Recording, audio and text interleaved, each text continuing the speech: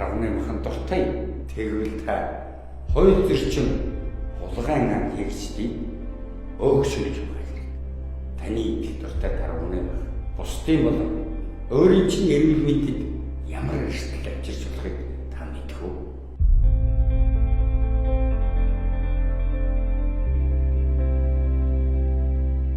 Тарга агнах, өвчих, тээвэрлэх, бусдад худалдаах, дамжуулах, мөн түнчлэн түүхийн хэрэгтний эмчилгээний зорилгоор ашиглах нь бусдын болон таны эрүүл мэндэд үхлийн эрсдэлтэй. Тарган дахлан тарга болон бусад мэрэгч тэдний бүргээр дамжин амьтад болон хүнд халдварладаг бөгөөд өвчний хүндрэл нь үхлийн аюултай гоц халдвардаг. Байгаль экологийн тэнцвэр байдлыг алдаж байгаа өнөөдөр ховордож байгаа ан амьтдтай зөвхөрчиж бас дээр эрүүл мэндийн